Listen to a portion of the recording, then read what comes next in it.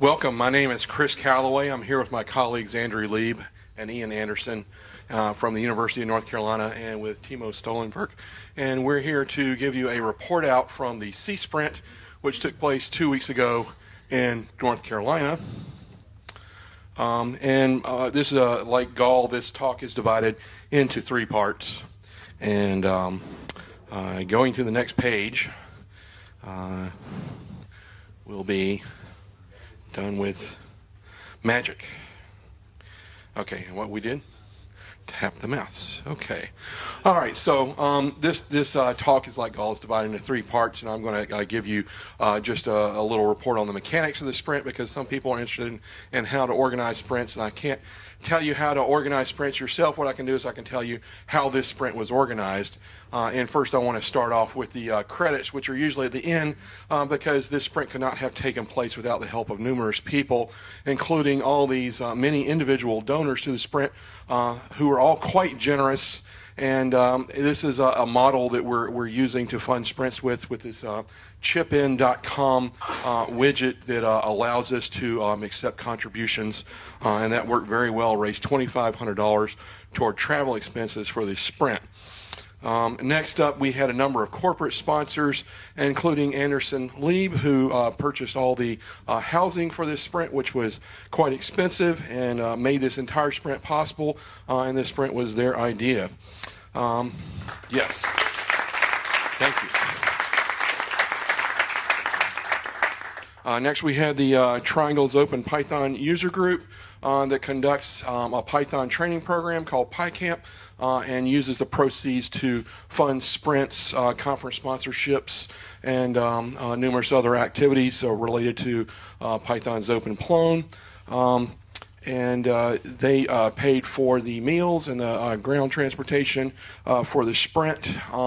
Also, the Plone Foundation had recently been given a donation by PyCamps, and we asked them if they might want to spend that on some of the travel for the sprint, and so they chipped in there. 4 digits as well, and Timo Stollenberg both paid for the travel for Rock and Rob to the sprint. And the Seattle Plone Gathering had been the beneficiary of a PyCamp in Seattle the year before. And we asked them, wouldn't you like to spend those funds on sending David and Chris Ewing to the sprint? And so we had a lot of support that way. And then finally, Dylan J. and Preta Webb paid for our kickoff dinner, and Chris Ewing turned right around and refunded his own airfare, and so recontributed in that, and so did 6 Feet Up and Wild Card, sending Clayton and Calvin and Nathan Van Geem. And a big surprise out of all this is one of the individual donors, Kamon Avea, had talked to a Swiss education nonprofit called Agliaco, and they set up Plone sites for Plone math classes, and they became a big sponsor of the sprint. And so we'd like to thank all those people. These are the 14 people who participated in this sprint. One of the most important members of this sprint, I think, was Gonzalo Almeida, who came to us from the Cafecito sprint, where they had been working on Collective.cover, and that's a talk immediately after this one, and people had been asking, how is Deco being used in production today? And Collective.cover is a very Deco-like product. If you just stay in this room after this talk, you can hear about that. It's very important work that was done there. But basically all these people had some experience working on Deco already. We had some remote sprint activity. Some of the very important activity in that area, Ed Manlove has been working with Robot Framework with ASCO and GoFry for a long time, and did quite a bit of work with Timo to get this working through the Jenkins continuous integration, and this was very, very important to our sprint. The sprint turned out to be mostly the construction of testing tools that would allow us to verify that what we are doing is on the right track and be integrated in Plone and keep things working correctly into the future. The Cafecito Sprint team, of course, had done a whole lot of work on collective.cover that was so close to what was already being done with Deco that we wanted to merge as much of that work as possible into what was being done in this sprint. And of course, as you can go to the next talk, and Hector's going to tell you more about collective.cover. And finally, the UCLA Office of Information Technology is doing a very large tiles project, and they provided a lot of input on the usability of what was being done. And Chris, I think you talked to them. They had sort of a live Google Hangout or Skype chat or something that where they compared notes, and that was big guidance during the sprint as well. Altogether, this entire sprint was very expensive. It was $13,500 US to put this on, mainly because of travel expenses, because people were coming from all over the place, but also because we had it in a very nice location. One of the most important things I think we did in this sprint is we had an extremely focused topic, and that topic was something we wanted to be a game changer. And Deco technology, as has been acknowledged already, and Rock's talk this morning, has been around for quite a while, and what we want to do is be able to play with it and use it in production. And so we targeted the work we were doing with Deco for the Plone 4 series, and right now you can go to GitHub and download the Deco.buildout product and run it, and you will have a working Plone 4.22 instance in which Deco is working and ready for your use. And this will, I think, be rolled into one of the add-on products shipped with Plone 4.4 if we can get it past the framework team. Okay, so the first thing we needed in doing the sprints, we needed a time and a place. We needed a place where we could all eat and sleep and sprint in the same location. And we knew we wanted to have this sprint on the coast of North Carolina. It's kind of difficult to get a beach house that's that big, and so we found someone who got us 2 beach houses side by side. We used one for sprinting and one for meal preparation and dining. So get yourself an attractive location is the number one thing if you want to have people who are very productive with Plone. So you want to make them an offer they can't refuse and get them to come to the beach. And don't worry about it. They're not going to spend all weekend out on the beach, actually. They're such motivated people. They're going to be sprinting the entire time, and you're going to be wondering whether they're human or not because they never actually go in the water. The location need to be somewhat airport accessible because we have people coming in from all over, and there's a nearby airport in Wilmington, North Carolina. However, most of the flights came into Raleigh-Durham, which is about 3 hours away by car, so we had to drive everybody down there. We need to make sure the house had very good networking, and so Andy and I went down to the house about a month beforehand and checked out all the networking and made sure it was up to snuff, and turned out to be better than average vacation home networking. We had about 20 megabits per second down at that house, and so that turned out to be a good thing. We just set up a big 16-port hub there, and we were in business. We got the house with all-season availability so that we didn't have to pay the on-season rates. We got about we got the houses about a third of the price they normally are at, just 2 weeks earlier, but it was still in season enough that the water was warm and it was kind of a tropical atmosphere there. We wanted to do it right prior to Plone Conference. That was mainly a scheduling thing where we started talking about this at the Plone Symposium in May and put it all together in that amount of time. And we schedule it around other events, like we're having a regional Python conference in North Carolina in just a couple of weeks, and we schedule around a Plone Symposium South America and some other sprints to make sure we didn't collide. So once you get a time and place, and we had a topic, we knew this topic was very serious and was going to be a very expensive sprint, and so we extended invitations. It was an invitational sprint, and quite a few people expressed interest in it, and we had to tell them we have a limited number of places. What we did is we went through the repository for all the related packages to Deco, such as Toolbar, Tiles, Blocks, CMS UI, Content Well, Collective.cover, and saw who was contributing to these things and started inviting people in the order order of their contributions. And because we were making people an offer they couldn't refuse, no one really much refused the offer, and most of the people we invited came. And we rapidly filled up all our places, and we never got to the point where we said, as a backup plan, well, we might invite some other people, maybe we'll open it up and have some people who pay to come. Never even got to that point.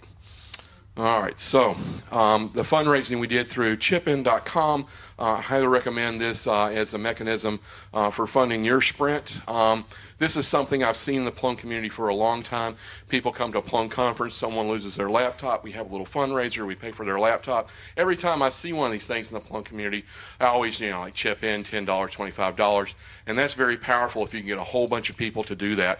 And so I encourage you, not just for my sprint, but anytime you see the Plone community doing one of these things, just give them the minimum amount of money that you think you can spare, simply because if everybody does that, as a community, we'll continue to function. Just make it a policy. Every time I see this, I'll give $5, and that we'll just have it covered that way.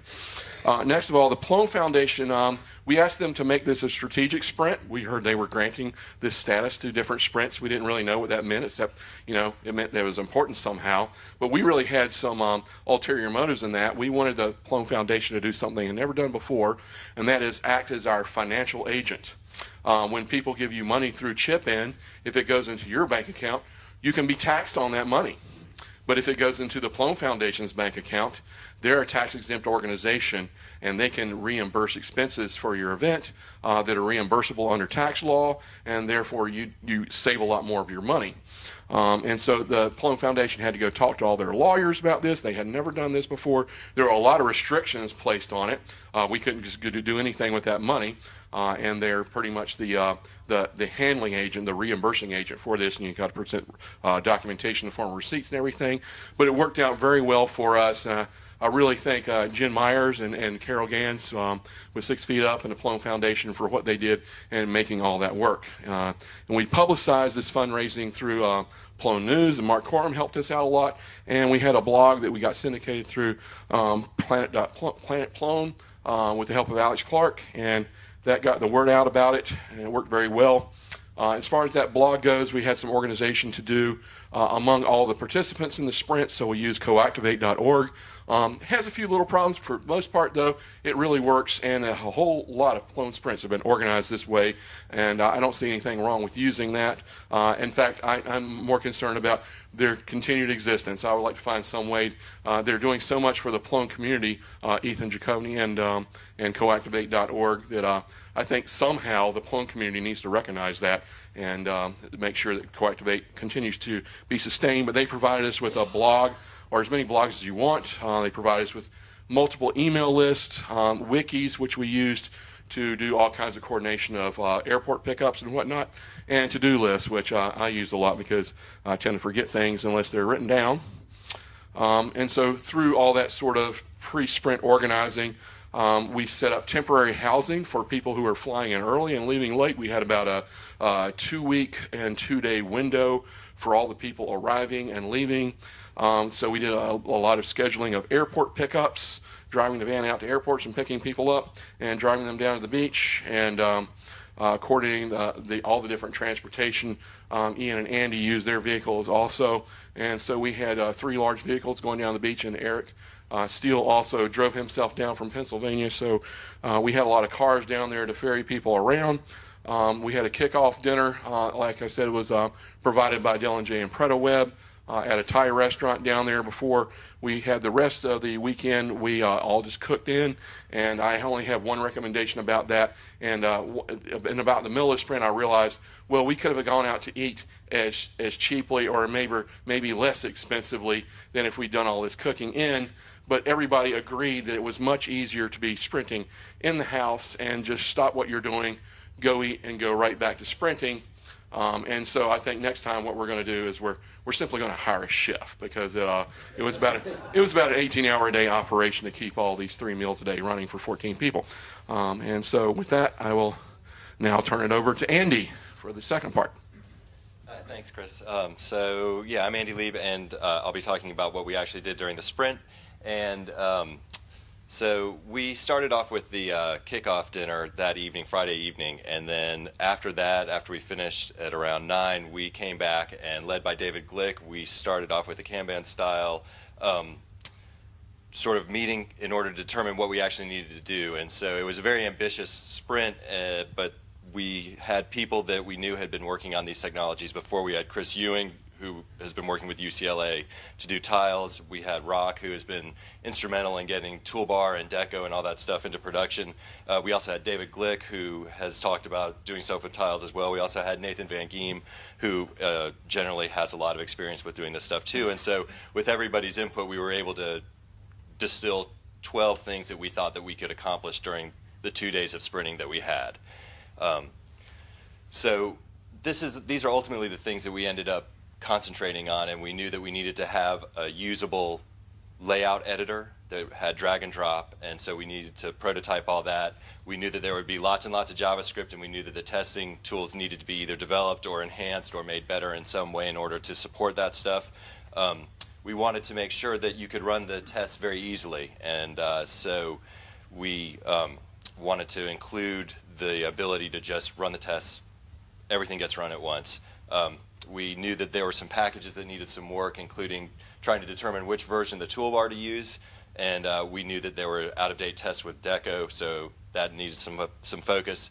And one of our decisions was that we would only include 2 different types of tiles in this initial version, and that would be the text tile and the image tile, and so both of those needed some work. So at the end of the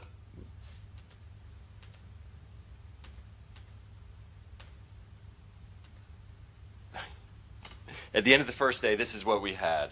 We had the UI team, and they had set up a discussion with the UCLA UI people to get an idea of how to make everything consistent and look right, because there were now 2 ways to edit content in Plone, one through the toolbar and one with the traditional way. We had the layout team who was actually putting together the JavaScript and CSS in order to make the layout editor work correctly. We had Rock working exclusively on the toolbar to make everything work, including coordinating all the stuff between the iframes.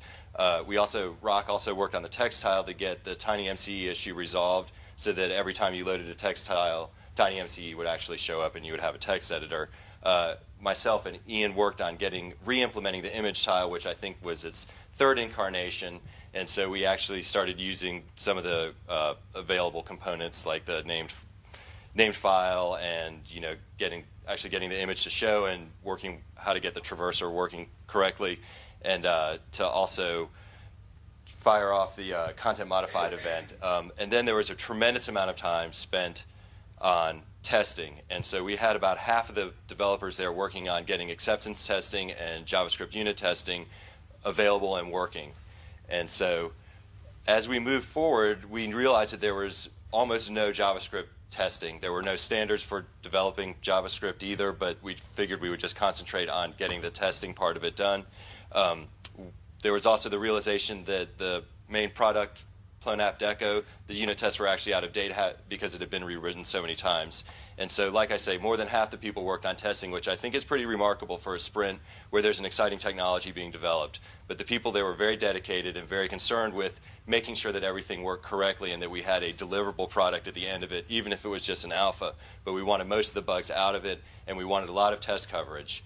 And so at the end of day 2, we had a functioning layout editor. And this went through a bunch of different incarnations, and David Glick and Nathan Van Giem and Gonzalo worked on this extensively. We also had functioning tiles that you could place onto the layout editor. Eric Steele had been working to get the Jenkins grid so the Selenium tests would all run.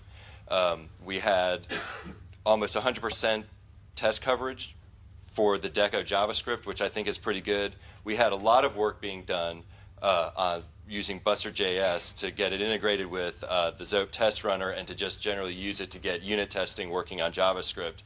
We also had Calvin working on documentation, which we thought was really great. It wasn't just developer documentation. It was also a narrative on how you can actually use it, how an end user could actually go through and create a layout and do all this stuff. And he did a lot to get rid of outdated documentation as well.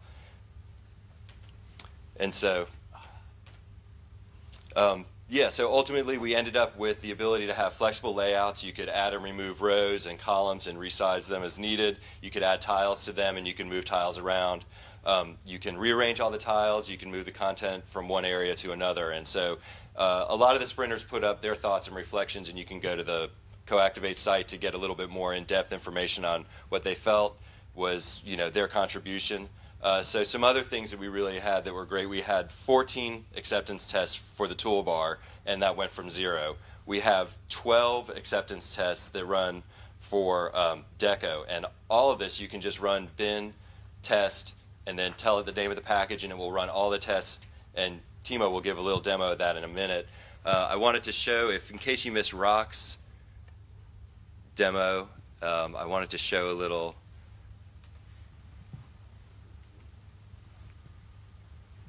Do you know how to get into? There you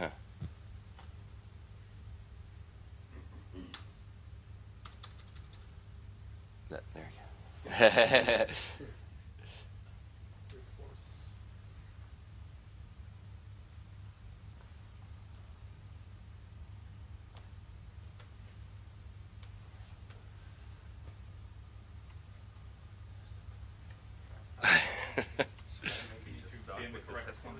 Is it? Just click.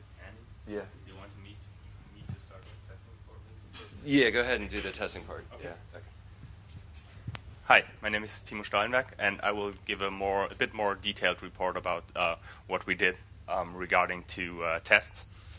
In the Plone community, we had, like, for a couple of years now, I think, the problem that we have more and more functionality in JavaScript without having any means to properly test JavaScript, to have, like, either unit tests or acceptance tests for JavaScript. Different people experience with like Selenium 2, with QUnit and other frameworks, but we didn't really come up with a good integration and good solution for both problems, unit tests and acceptance tests. At the last year, at the Living Statue sprint here in Anaheim, Godfrey Chappelle came up with a robot framework and the idea to use it in Plone. Robot framework is a generic test automation framework which was developed by Nokia Siemens. It is open source, and as I said, it's really generic, so it has like plugins for, say, browser integration, for instance. So it has plugins for Selenium, so we can write high-level acceptance tests with robot framework for in Plone. So we tried it out at the Living Statue sprint, and then had at the sprint in San Francisco. We also had, like, a group of, I think, 10 to 20 people who started to play around with robot framework and started to write tests for existing Plone functionality that is untested or was untested until then. But we had, like, two big problems with robot framework. One was the integration into the test runner, that we had to test against a real Plone instance that you had to start first and then test.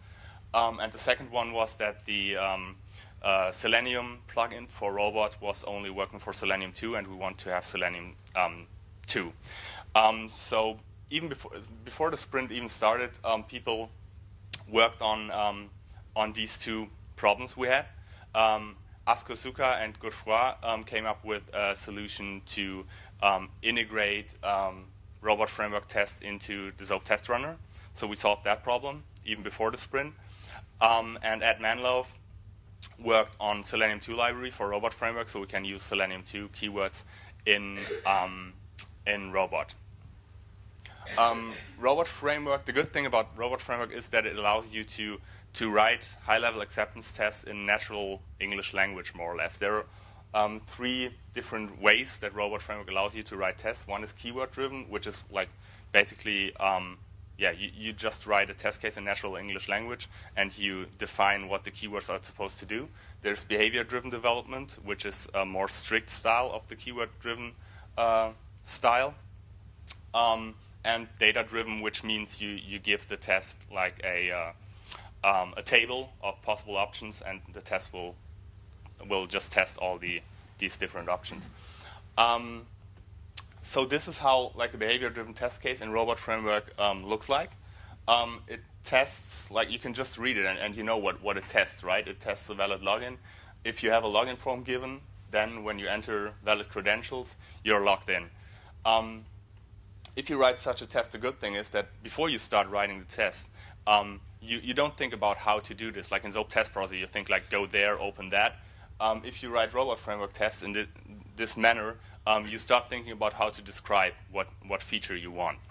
So if you wrote this test, then you have to implement all the keywords, which you can use the Selenium 2 library of Robot Framework, which you see under the keywords headline.